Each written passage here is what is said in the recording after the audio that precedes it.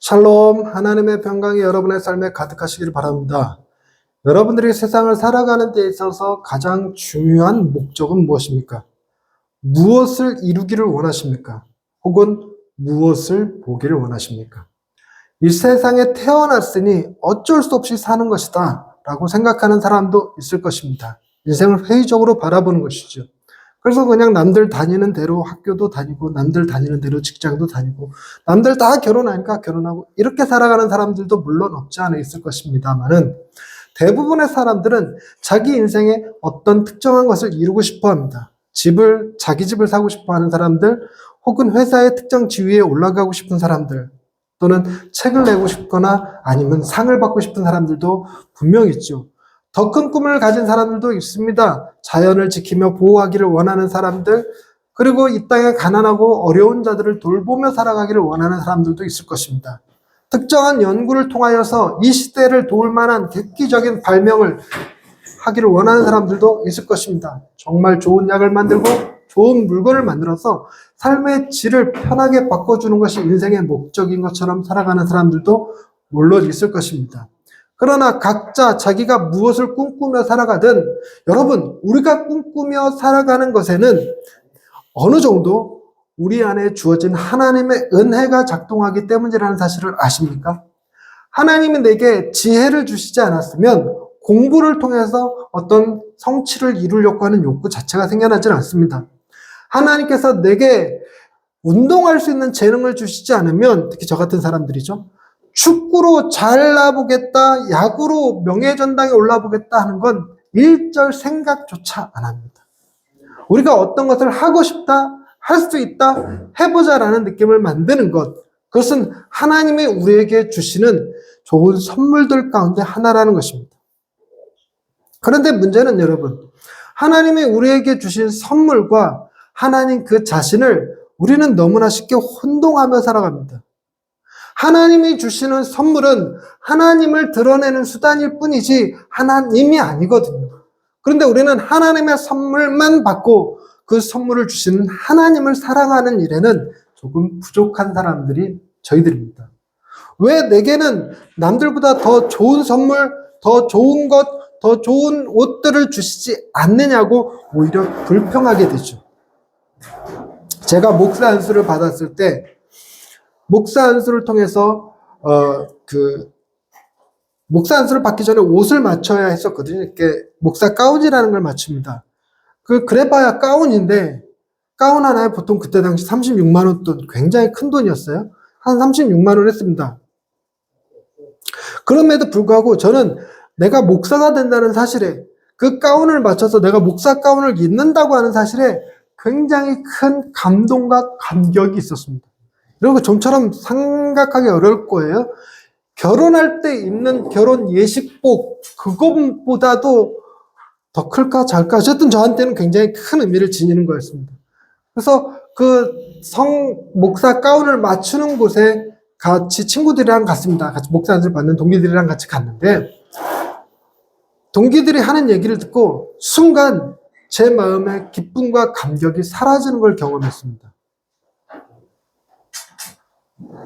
그게 뭐였냐면, 친구들은 그러는 거예요. 야, 가운 네 돈으로 맞추냐?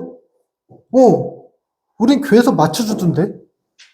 그 말 듣는 순간에 와, 안에서 묘하게 짜증과 분노가 일어났어요. 정말 말 한마디에 내 기쁨과 감격이 송두리째 사라지는 걸 경험했습니다. 다른 교회는 다 그 교회 부목사님들 안수 받으실 때 가운을 선물해 준다는데 우리 교회는 왜 안 해주지? 이러니 36만 원이라는 돈이 안 그래도 큰 돈으로 느꼈는데, 그 얘기를 듣는 순간 무슨 생각까지 들었냐면 36만 원이 큰 돈이라 이런 것보다도 더 내 돈을 강탈당하는 기분이었습니다. 묘하게 감정이 그렇게 흘러가 버리더라고요. 우리는 우리의 것을 기뻐하고 즐거워하는 일에, 그리고 그것을 주신 일을 사랑하는 일에 가장 큰 걸림돌이 되는 게 비교의식입니다. 누구는 내가 집을 사고 너무 행복한데 내 친구 누구는 나보다 큰 집 샀대. 서울에 있는 집 샀대. 이것보다 몇 배 더 좋은 집을 샀대 하는 말을 듣는 순간 마음이 짜증이 생겨요. 심지어 목회를 하는 저 역시 이런 비교의식에서 좀처럼 사라지질 않습니다. 제가 교육전도사 할 때 50만 원 받고 교육전도사를 일을 시작을 하는데 나보다 공부를 못했던 친구가 60만 원 받고 저희 교회 근처에서 사역을 하는 거예요.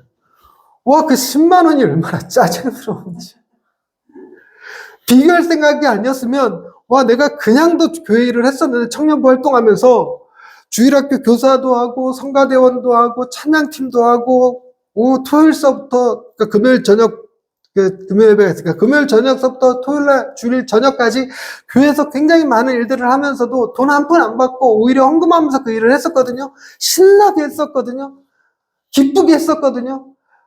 그런데 처음에 딱 교육전도사 가서 사례비 40만 원, 처음 사례비가 40만 원. 40만 원 딱 받을 때 정말 꽁돈 생기는 것 같았어요. 그래서 그 40만 원으로 청년들, 학생들 밥 사주고, 과자 사주고, 걔네들이랑 놀러 다니고 그런 데 썼습니다. 그랬었는데, 세상에. 50만 원 딱 받을 때도 10만 원 더 받으니까, 다른 교회에서. 10만 원 더 받으니까. 참 감격할 일이고 감사할 일인데, 비교하는 순간, 내 친구는 60 받더라. 하는 소리를 듣는 순간, 60 받을만 하지, 걔 훌륭하잖아. 이렇게 생각하면 좀 다행일 텐데, 내가 걔보다 똑똑하다고 생각했어요. 내가 그 친구보다 잘났다고 생각했어요. 그러니까 마음이 우울해지더라고요. 여러분, 우리는 이런 비교의식 속에서 하나님이 주시는 선물 그 자체조차도 감사하지 못할 때가 정말 많습니다. 특히나 예수님께서 신앙 안에서 말씀하신 중요한 교훈 하나가 절대 진리 같은 것 하나가 나중된 자가 먼저 되는 것이고 큰 자가 작은 자를 섬기는 것입니다. 그래서 예수님은 늘 언제나 가난한 자들, 소외된 자들과 함께 하셨고 그들을 영접해 주셨어요. 하나님의 역사는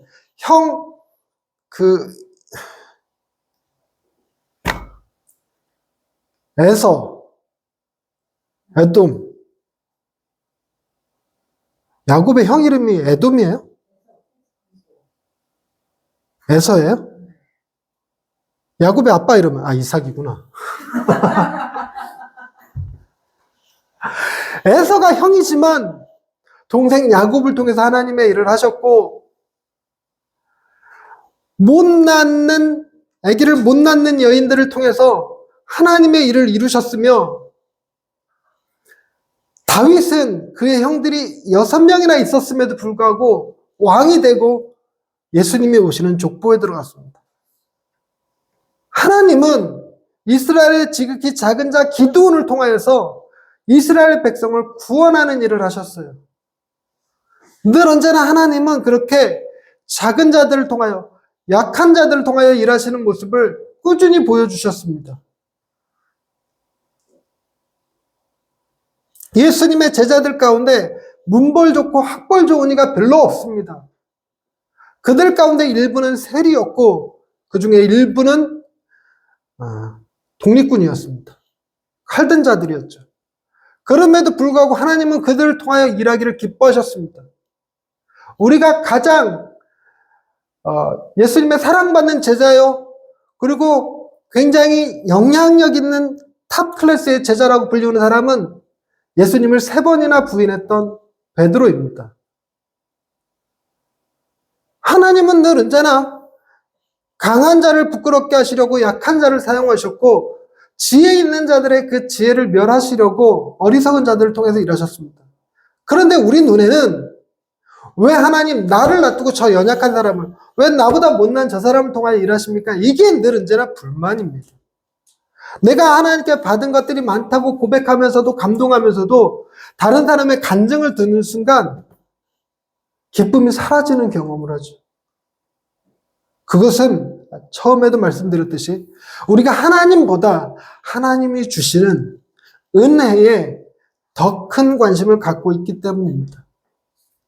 여러분, 간절히 원하고 바라건대 여러분이 이 땅에서 이루고자 하는 그 모든 일보다도 주님을 더욱 사랑하실 수 있기를 바랍니다. 그래서 하나님이 기뻐하시는 일을 여러분들이 기뻐하실 수 있게 되기를 바랍니다. 오늘 우리가 읽은 본문은 너무나도 유명한 마리아의 향유옥합 깨는 사건입니다. 마리아가 300데나리온이나 되는 엄청난 금액의 향유를 예수님 앞에 쏟아부어요. 300데나리온이면 오늘날의 돈으로 못 잡아도, 낮게 잡아도 3천만 원입니다. 마리아는 왜 그 향유를 사서 조금씩 모아서 3천만 원까지 모아놨을까요? 그때 당시는 그게 저축의 한 방식이었으며 여성들은 그렇게 모아서 시집 가는 데 썼다고 합니다. 결혼 비용으로 썼다는 거죠. 그런데 그 모든 것을 예수님한테 완전히 쏟아부었습니다. 허물어 버렸어요. 그걸 두고 가룟 유다가 현실적인 얘기를 합니다. 야, 그걸 이렇게 헛비하고 낭비하면 어떡해? 300데나리온에 팔아서 가난한 자들에게 나눠줬어야지. 여러분, 가룟 유다가 현명한 거예요. 그랬어야 됩니다. 저는 그러지 않았더라도 엘리베이터에서 화장품 냄새 진동하는 아주머니 한 분 타시면 괴롭거든요. 그리고 남자들 향수도 왜 독한 거 있더라고요. 그래서 저희 엘리베이터 몇 층 사시는 그분이 이 설교 영상 안 보시겠지? 10층 사시는 분, 남성분이 그분만 딱 타면 숨을 못 쉬겠어요. 어찌나 그 향수 냄새가 강한지. 근데 그분은 3만 원어치 뿌렸을까요? 3천 원어치 뿌렸을까요?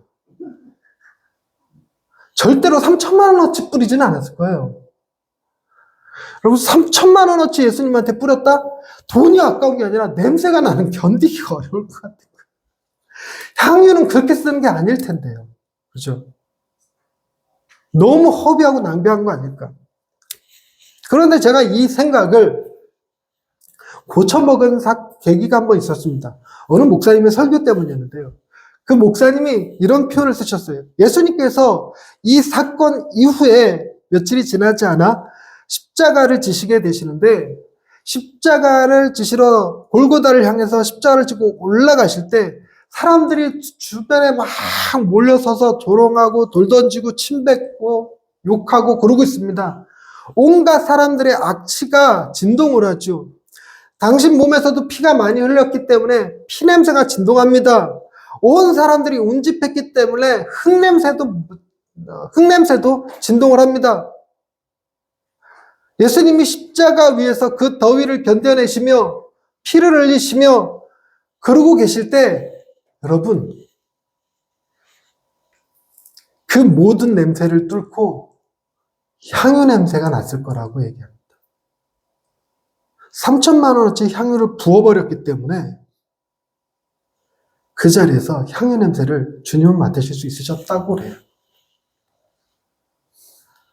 모두가 다 예수님을 비난하고 조롱하고 그를 고통 가운데 몰아놓고 있을 때 예수님이 그 십자가를 견딜 수 있는 아주 작은 거라도 마리아가 부어준 향유 냄새가 있다는 거예요. 그 얘기를 딱 들었을 때 마리아의 향유 사건이 전 마리아한테 너무너무 고마운 사건이 되어버렸어요. 아무도 예수를 변호해주지 않고 아무도 예수를 위하여 물 한 모금 내어주지 않을 때 그가 죽으면서 흙냄새, 피냄새에 둘러싸여 죽는 것이 아니라 그 중에 작게나마, 가늘게나마 향유 냄새 맡으면서 돌아가실 수 있었으니 다행이었다는 겁니다.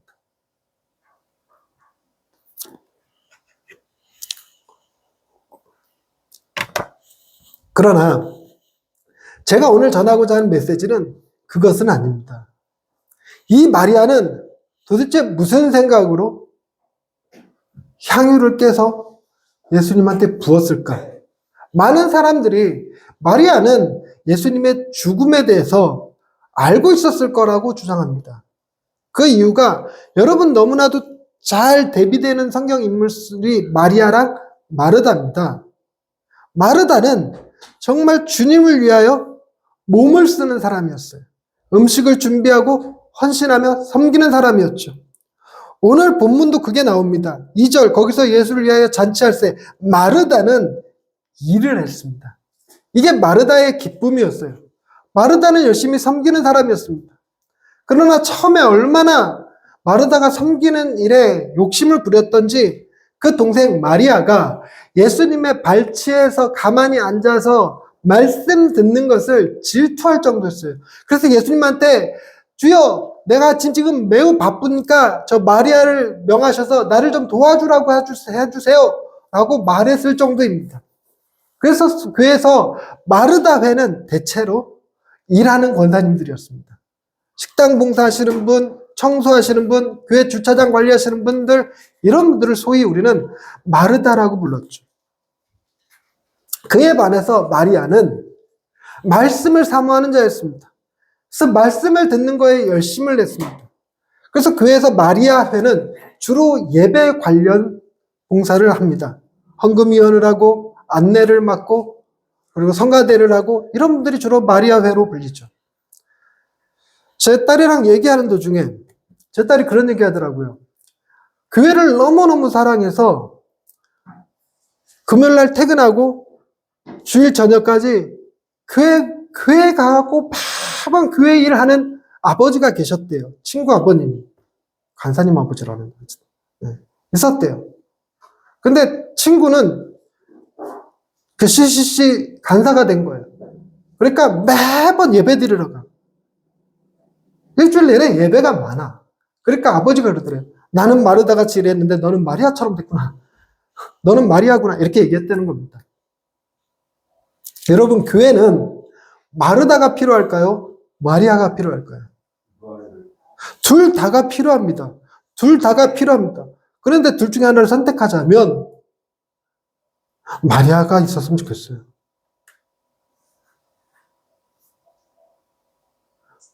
교회 크기 얼마 되지도 않는 거 제가 청소할 테니까 여러분은 마리아 하세요.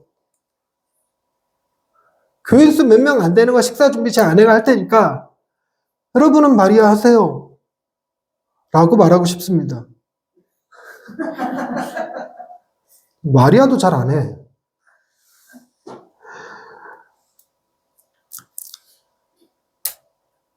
그게 그렇게 하라고 해서 되는 게 아니라 마리아는 예수님의 말씀을 그렇게 사모했다 보니까 다른 제자들과 달리 마리아는 예수님의 말을 하나도 놓치지 않으려고 애를 썼다고 추정해 본다는 겁니다. 그리고 하나님의 말씀, 주님의 입에서 나오는 모든 말씀을 듣는 것에서 끝이지 아니하고 다음번에 또 들을 때까지 그 말씀을 계속 반추하고 묵상하는 힘이 있었을 거라고 보는 거예요. 그 힘이 결국은 뭐도 알겠느냐? 예수님이 곧 있으면 죽으실 거라는 사실을 알았다는 거죠. 근데 저는 이 이야기가 그렇게 동의가 되지 않습니다. 마리아가 예수님의 장례를 준비해서 향유를 부었다고 하기에는 마리아랑 비슷한 행동을 한 또 다른 사람의 이야기가 성경에 나오기 때문에 그래요. 동네에 몸 파는 여자, 죄인이 예수님 앞에 와서 그 발을 붙들고 눈물로 그 발을 적시고 향유를 깨서 그 발에 붓고 자신의 머리결을 풀러서 그 발을 닦아준 사건이 하나 더 있습니다. 그럼 과연 그 여인도 예수님의 장례를 알았던 것일까? 그렇지 않습니다. 그렇지 않습니다.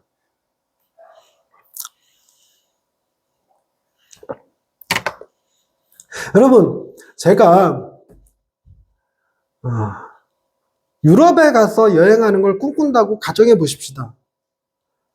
한 달을 최소한 3성급 호텔 이상에서 자고 최소한 하루에 한 끼는 현지 음식을 사 먹고 그 집에 그 동네 맛있는 맛집에서 한 끼를 사 먹고 그렇게 해서 한 달을 지낸다고 생각했을 때 유럽을 돌아다니면서 한 2천만 원 정도가 필요할 것 같아요. 2천만 원. 그래갖고 제가 제 환갑 때 그거 갈랐고, 환갑이 얼마 안 남았어요, 저도. 그래서 열심히 돈을 모아요. 돈을 모아서 환갑 때 2천만 원을 딱 모았는데, 아이석을 이것들이 유학을 가겠다는 거예요. 유학을 보내달래. 아빠가 그동안 우리한테 해줄 게 뭐가 있니? 내가 큰 거 바라니? 유학 보내달라는 거예요. 유학 가려면 돈이 많이 들어가는데 입학금만 대달라고 나머지 내가 다 해결해 줄 테니까 입학금이 얼마인데 2천만 원이래. 등록금이. 그때부터 내가 내 자식들을 사랑할까요? 미워할까요? 우리 아내가 여보 유럽에 가서 2달 만에 그거 그냥 2천만 원, 한 달 만에 2천만 원 날려먹지 말고 차라리 그 돈으로 다 옷이나 한번 해줘. 그래갖고 아내가 옷 사달라고 그러면 내가 아내를 사랑할까요? 이혼할까요? 그러겠지. 제가 말하고자 하는 거는 제가 애들 유학비를 대주거나 아내 옷을 사줄 때 이유는 하나밖에 존재하지 않습니다. 내가 내 식구를 사랑하기 때문에 할 수 있는 일이에요. 사랑할 수 있기 때문에 할 수 있는 일입니다. 저는 그게 마리아의 행동이라고 생각합니다. 마리아는 예수님을 온전히 만나기 전에는 자신의 인생은 좋은 남자 만나서 결혼하는 것이 구원받는 길이라고 생각했을 거예요. 그 당시에는 어쩔 수 없습니다. 여자는 사회에서 일원으로 쳐주지 않기 때문에 반드시 남편이 있거나 아들이 있어야만 했습니다. 남편도 없고 아들도 없는 여자들은 생계 수단이 보장이 되질 않았어요. 그들은 굉장히 핍절했습니다. 그래서 과부들은 가난의 대명사였어요. 그러니 그 당시에 모든 사람들이 어떻게든 돈을 아껴서 결혼 자금 만들어서 좋은 남자 만나서 결혼하고 아들 낳는 게 꿈이고 그게 구원이었습니다. 오늘날에도 그 비슷한 문화가 여전히 남아있을 것 같긴 해요. 근데 어떻게 그걸 한 방에 허물어서 예수님의 발에 부을 수 있었을까? 여러분, 예수님은요, 지금 누구의 집에 간 거냐면 나사로의 집에 갔습니다. 그 나사로를 일컫는 본문의 표현이 이렇습니다. 12장 1절입니다. 6월절 엿새 전에 예수께서 베다니에 이르시니 이곳은 예수께서 죽은 자 가운데서 살리신 나사로가 있는 곳이라. 죽은 자 가운데서 살리신 나사로가 있는 곳. 즉 마리아는 자기 오빠를 살려주신 예수님을 보고 있는 거예요. 그런데 마리아가 제대로 받는지는 둘째 치더라도 12장 1절 말씀에 굉장히 큰 대비가 드러납니다. 6월절 그리고 나사로입니다. 여러분, 예수님이 언제 돌아가시냐면 바로 이 6월절 전날에 돌아가십니다. 6월절 엿새 전에 베다니의 나사로의 집에 가셨다는 얘기는 며칠 뒤에 돌아가실 거라는 얘기예요. 이거 계산 못하면 진짜 심각한 건데 예수님은 6월절 전날에 돌아가셨습니다. 6월절 엿새 전에 나사로를 만나셨다면 이제 며칠 뒤면 돌아가신다는 거예요. 602일.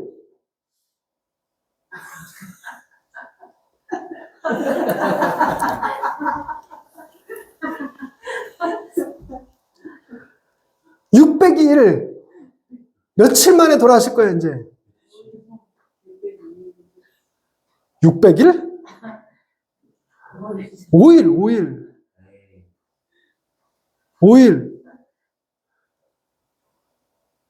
그래서 오늘로 계산하자면 무슨 요일 날 돌아가시는 거야? 5일 뒤면 금요일 날. 그대가 금요일날 죽는다고 생각하면 지금은 뭐 하고 싶으세요?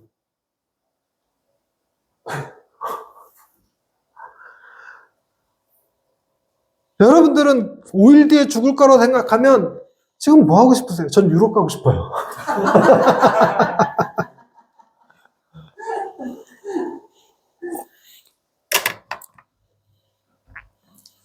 여러분, 예수님이 자기는 5일 뒤에 죽을 건데 그 전에 죽은 자 가운데서 살리신 나사로의 집에 가서 잔치하십니다. 예수님이 지금 잔치할 일이 아닌데 예수님이 나사로의 집에 가서 잔치하십니다. 저는 이것이 주는 의미가 굉장히 커요. 여러분, 예수님이 나사로를 살리시고 끝난 것이 아닙니다. 여러분, 나사로를 살리셨을 때 어떤 일이 있으셨는지 잠깐 한번 찾아보십시다. 11장, 바로 앞에 장입니다. 11장 44절 보십시오. 43절부터 보겠습니다. 이 말씀을 하시고 큰 소리로 나사로야 나오라 부르시니 죽은 자가 수족을 배로 동인 채로 나오는데 그 얼굴은 수건에 쌓였더라. 예수께서 이르시되 풀어놓아 다니게 하라 하시니라. 이게 바로 나사로를 살린 사건입니다. 그 사건으로 인해서 어떤 일이 벌어지는지를 뒤에 쭉 이어서 설명하고 있습니다. 마리아에게 와서 예수께서 하신 일을 본 많은 유대인이 그를 믿었으나 그 중에 어떤 자는 바리새인들에게 가서 예수께서 하신 일을 알리니라. 53절 말씀, 이날부터는 그들이 예수를 죽이려고 모이니라. 예수님께서 나사로를 살리실 때는 그저 당신의 능력이 죽은 자를 살릴 수 있으니까 살렸다 하는 정도가 아닙니다. 나사로가 살아났을 때 예수님께서 대신 그를 위해 죽으실 각오가 돼 있으셨다는 거예요. 그리고 오늘 본문 말씀에 보십시다. 12장 1절부터 8절까지가 본문의 내용이고 9절, 10절, 11절 말씀은 이 사건에 대한 반응이 기록되어 있습니다. 유대인의 큰 무리가 예수께서 여기 계신 줄을 알고 오니 이는 예수만 보기 위함이 아니요 죽은 자 가운데서 살리신 나사로도 보려 함이로라. 대제사장들이 나사로까지 죽이려고 모이하니 나사로 때문에 많은 유대인이 가서 예수를 믿음이로라. 여러분, 예수님이 나사로를 죽은 자 가운데 살리시고 그로 인해서 예수님은 5일 뒤에 죽으실 건데 예수님은 당신이 살린 그 나사로가 홀로 있는 것을 원치 않으시고 그와 함께 잔치하시는 것을 의도적으로 행하셨다고 생각이 드는 거예요. 그러면서 나사로까지 죽게 생겼는데 도로. 여러분, 그런 느낌 아시나요? 기껏 살려주고 왜 이 집에 와서 나사로를 또 죽게 만들어? 실제로 나사로가 죽었다는 얘기는 없지만 나사로를 죽이려고 모의를 하는 사건만 나오지만 여러분, 나사로가 죽은 다음엔 그가 예수님의 말씀에 의해서 살아나실 땐 그의 인생은 예수님과 함께 묶여 있습니다. 예수님이 나사로와 함께 잔치하시고 예수님이 당신의 죽음에 나사로를 동참시켜요. 주님의 잔치에, 주님의 죽음에 나사로를 같이 함께 묻고 계십니다. 여러분, 이게 제가 오늘 주님의 말씀 속에서 보는 기쁨이에요. 여러분이 하나님의 기쁨에 동참하실 수 있기를 바랍니다. 여러분이 주님의 죽으심에 동참하실 수 있기를 바랍니다. 그러면 뭐도 가능할까요? 죽은 자 가운데서 살아나시는 일에 동참하게 되실 겁니다. 그게 우리의 영원한 생명이에요. 우리의 생명은 주님이 계시건 안 계시건 죽습니다. 그러나 우리가 주님과 함께 죽으면 주님과 함께 살아날 줄로 믿으시기를 바랍니다. 그 이후에 우리에게 펼쳐질 것은 엄청난 잔치자리입니다. 만약에 그 잔치자리에 여러분이 향유옥합을 가지고 있다면 어떤 기분이 들까요? 그거 잘 모아서 예수님한테 주여 괜찮은 남자 하나 소개시켜 주옵소서, 나 준비 다 됐습니다. 주님, 간절히 바라고 원하오니 키는 170이 넘어야 되고 월 소득은 3천이 넘어야 되며 집은 몇 평 이상의 차는 뭘 가지고 있고 이런 거 요구하시겠습니까? 여러분, 우리가 주님과 함께 죽고 살아난 다음에 예수님과 함께 잔치자리를 벌이면서 주님, 제가 이 세상에서 책을 꼭 한 권 써야 되겠으니 주님, 제가 이 세상에서 상을 한번 받아봐야겠으니 주여, 내가 이 세상에 살면서 그래도 롤스로이스 한 번은 몰아보고 죽어야 되겠사오니 이런 말이 나올까요? 아닐 거라는 거예요. 주님과 함께 죽고 주님과 함께 부활한 우리는 주님과 함께 그 잔치에 들어가면 우리에게 가장 중요하고 가장 소중한 건 뭐가 될까요? 바로 예수 그분이 된다는 겁니다. 그분이 주실 수 있는 선물들이 아니라, 그분이 차려주신 음식이 아니라, 그분이 베풀어 주시는 잔치자리가 아니라 그분이 내게 기쁨이에요. 그분에게 내가 드릴 수 있는 것이 있다면 얼마든지 다 드리고 싶은 거예요. 내 생명까지도 드리고 싶은 거예요. 그분을 끝까지 사랑하고 끝까지 섬길 수 있는 그 마음이 내게서 마구마구 솟을 거라는 것입니다. 그러면 내가 이 세상에서 이루지 못하는 것들로 인해서 속상하지 않아요. 내가 무엇인가를 이루었다고 해서 자랑하지도 않습니다. 나의 기쁨은 오직 누구에게 있기 때문에? 예수님에게 있기 때문에.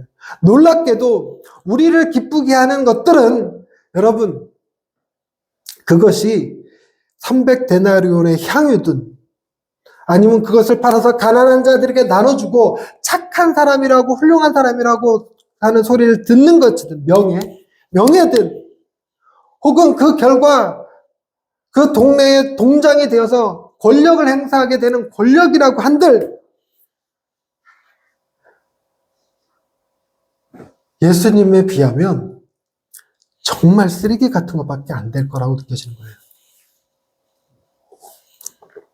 뿐만 아니라 그런 기쁨은 며칠 갈까요?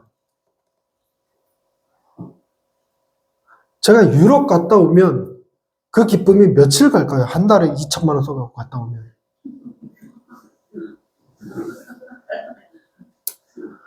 기쁨이 그렇게 오래 가는 게 아니에요. 여러분 지금 핸드폰 사셨을 때 얼마나 기쁘셨습니까? 지금 그 기쁨이 있으십니까? 여러분 집 사셨을 때 얼마나 행복하셨습니까? 그 기쁨이 지금도 있으십니까? 우리가 이 세상에서 누리는 것들 중에 영원한 기쁨이라는 거 존재하지 않습니다. 제가 책을 5권 썼는데 낼 때만 기뻐요. 안 팔리는 거 보면서 스트레스 받습니다.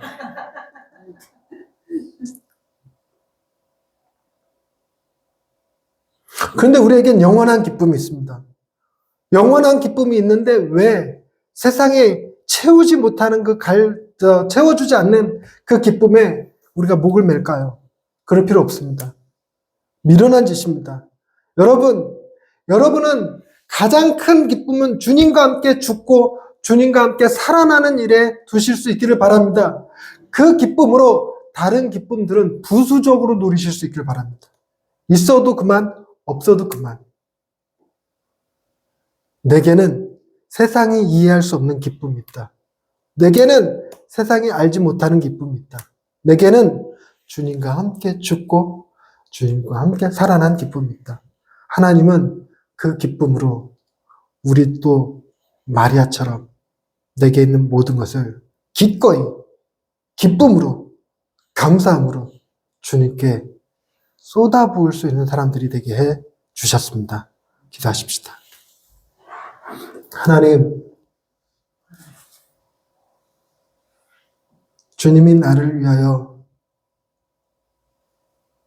대신 십자가를 지신 사건과 우리가 주님과 함께 죽고 주님과 함께 살아나는 기쁨이 우리 안에 있게 하옵소서. 그 기쁨만큼은 그 어느 누구도 뺏어갈 수 없고 흔들 수 없으며 방해할 수 없는 기쁨임을 고백합니다. 세상에 어떤 유혹이 찾아와 우리를 하여금 절망에 빠뜨리고 고통 가운데 신음하게 할지라도 우리는 결코 빼앗길 수 없는 기쁨이 있으니 주와 함께 죽고 주와 함께 살아난 그 기쁨으로 등이 어려운 가운데서도 웃을 수 있고 찬양할 수 있고 예배할 수 있는 양의 식구들 되게 해 주옵소서. 예수님의 이름으로 기도드립니다. 아멘.